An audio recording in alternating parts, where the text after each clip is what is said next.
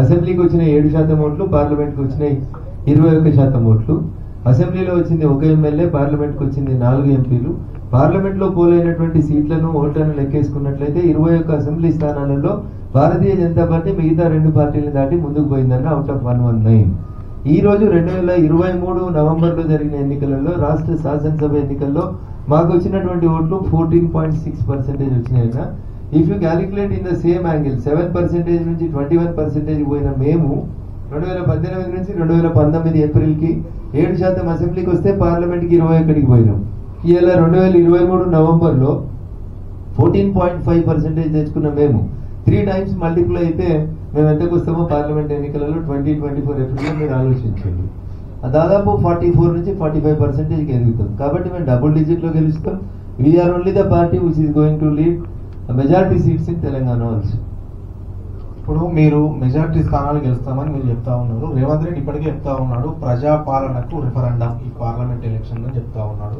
మీరేమో మెజారిటీ స్థానాలు గెలుస్తా ఉన్నారు. అంటే మోడీ పాలన కూడా రిఫరెండంగా ఈ పార్లమెంట్ ఎలక్షన్స్ మీరు భావిస్తారా అనేది ఒక క్వశ్చన్.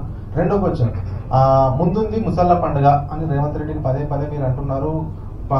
లెఫ్ట్ ఓవర్ చైర్ గుంజుకోవాలి, రైట్ ఓవర్ చైర్ గుంజుకోవాలని ప్రయత్నం చేస్తున్నారు ముఖ్యమంత్రి చైర్ అని అంటున్నారు. అంటే పార్లమెంట్ ఎలక్షన్ తర్వాత ఆగస్టు సంక్షోభం ఏమన్నా వస్తుందని మీరు అనుకుంటున్నారా?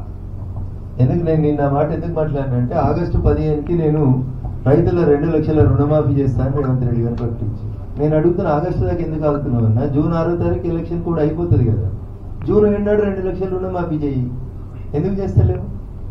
ఏం చెప్పారు మీరు మీ డిప్యూటీ సీఎం బట్టి విక్రమార్క గారు మీడియాతో మాట్లాడితే ఎలక్షన్స్ అప్పుడు రకరకాల సందర్భాల్లో చెప్పారు.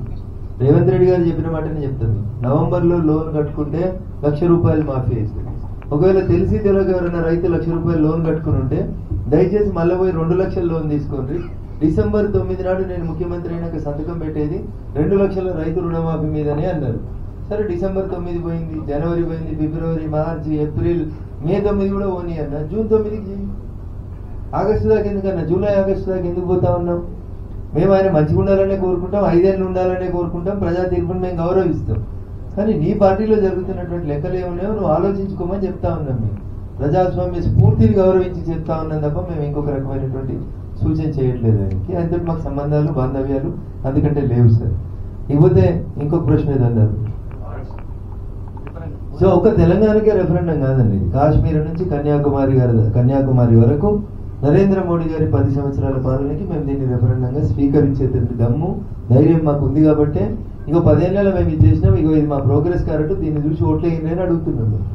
మేము కొత్తగా 2 లక్షలు మాఫీ చేస్తాము, 2000 పింఛన్ని 4000 చేస్తాము, స్కూటీలకి ఫ్రీ ఇస్తాము, స్కూటీలలో పెట్రోల్ ఫ్రీ ఇస్తామని ఉచిత హామీలు ఇచ్చి వస్తలేమన్నాము. మేము బాధాప్తా ఏం చేస్తామని చెప్తున్నాం, అదే చెప్తున్నాం, అదే చెప్పి అదే ఈ 10 ఏళ్లలో ఇన్ని చేసినాం, రేపు భవిష్యత్తులో ఇది చేస్తామని చెప్పి ప్రింటెడ్ పుస్తకాన్ని మంచి మరి ప్రజలకు ఓట్లు అడుగుతున్నాం అన్న. డెఫినెట్ గా రేవంత్ రెడ్డి గారు రెఫరెండం అనే మాటకు నిలబడతారో లేదో తెలియదు, కానీ మేమైతే నిలబడతాం. రమణన్ గారు, మెదక్లో ఒక మాజీ ఎవరు మీకు మిత్రుడు ఎవరు కాదు? భారతీయ జనతా పార్టీ కాశ్మీర్ నుంచి కన్యాకుమారి దాకా 543 పార్లమెంట్ స్థానాలని ఒంటరిగానే గెలుచుకోవాలనేటువంటి లక్ష్యం ఉంది మాకు. ఆ లక్ష్య సాధనలో మీరు అందరూ అర్థం చేసుకోవాల్సింది ఒకటి విజ్ఞప్తి. దయచేసి కాంగ్రెస్ ఈస్ట్ అయితే భారతీయ జనతా పార్టీ వెస్ట్ అయితే తప్ప ఈ 2 కలిసి ట్రావెల్ చేయడానికి అవకాశం ఉండదు. రేవంత్ రెడ్డి గారు వారి వ్యక్తిగత అభిప్రాయాలు చెప్పినరా, లేకపోతే ఆ నిమిషానికి ఏం చెప్పాలో అర్థం కాక, ఎందుకంటే పక్కన రాసిస్టర్లు ఎవరు ఉండరు కాబట్టి ఏం చూస్తా చెప్పినా నాకు తెలియదు. కానీ ఆయన చెప్పిన మాటలు మాకెందుకు సహకరించేలా ఉంటాయి? ఆయనే చెప్తా ఉన్నాడు కదా, మొన్న డిసెంబర్లో ఒక కేడీని దించినాం, రేపు మోడీని దించుతామని మాట్లాడుతూ ఉన్నాడు. ఆయన మాకు మిత్రుడు ఎట్లా అవుతాడు? భారత ప్రభుత్వానికి, నరేంద్ర మోడీ గారికి, భారతీయ జనతా పార్టీకి వ్యతిరేకంగా మాట్లాడేటువంటి వ్యక్తులు కొన్ని సందర్భాల్లో ఇట్లా మైక్ పట్టుకున్నప్పుడు ఆ నిమిషానికి ఏం సమాధానం చెప్పాలో అర్థం కాక తప్పించుకుని చెప్పిన సమాధానాలతోటి రేవంత్ రెడ్డి గారికి మాకేం దోస్తాను ఉండదు సార్. ప్రజల్ని మేము గౌరవిస్తాం, ప్రజాస్వామ్య స్ఫూర్తిని గౌరవిస్తాం. 5 సంవత్సరాలు ఆయనకు ప్రజలు మ్యాండేట్ ఇచ్చారు. సాదుకుంటారా, చంపుకుంటారా అన్నట్టు ఉంచుకుంటాడా, పోగొట్టుకుంటాడా ఆయన కర్మ, దానికి మేమేం చేస్తాం? నేను ఇందాకే చెప్పిన, ఆయన కుర్చీ గుంజేటోడు ఎవడన్నా ఉంటే ఎడమ పక్కన ఉన్నాడో కుడి పక్కన ఉన్నాడో గుంజుకోవాలి. ఆయన ఎవరిని కూర్చోబెట్టుకుంటుంది అనేది ఆయన ఆలోచించుకోవాలి. దానికి మాకేం సంబంధం ఉంటుంది సార్? మేము అన్ని పొలిటికల్ పార్టీస్ ని సమాన దూరంతో చూస్తాం sir, unless and until they are part and parcel of our NDA.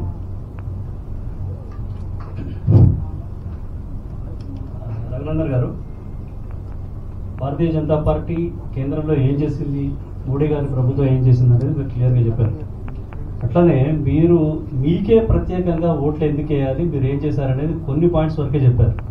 ఇప్పుడు నేను అది క్లియర్గా అడుగుతున్నా, మీకు రఘునందన్ రావు అనే వ్యక్తికి మెదక్ పార్లమెంట్లో ఓటు ఎందుకు వేయాలి, అదొకటి. తర్వాత దేశవ్యాప్తంగా మోడీ హవా ఉంటే ఇక్కడ భారతీయ జనతా పార్టీ డెఫినెట్గా ఇక్కడ రాష్ట్రంలో అధికారంలోకి వస్తుంది అనే స్థాయి దాకా తీసుకుపోతే ఆ తర్వాత జరిగిన సంస్థాగత మార్పులు కానివ్వండి, ఇంకేం మార్పులైన తర్వాత కూడా ఇక్కడ అధికారంలోకి వస్తుంది అనుకున్న దశలో కేవలం 8 సీట్లకు మాత్రమే మీరు పరిమితం అయిపోయారు.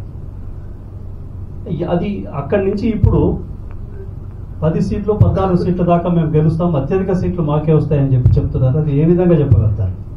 తర్వాత ఇంకో విషయం ఏంటంటే, రేవంత్ రెడ్డి గారు బీఆర్ఎస్కి బీజేపీకి బాగా మిత్రబంధం ఉంది, వాళ్ళు బాగా కలిసిపోతున్నారని చెప్పి మొన్న మీటింగ్లో కూడా మాట్లాడుతున్నారు. దాన్ని ఎవరు కూడా మీరు పూర్తి స్థాయిలో ఖండించలేకపోతున్నారు. దానికి కూడా మీరు సమాధానం చెప్పండి.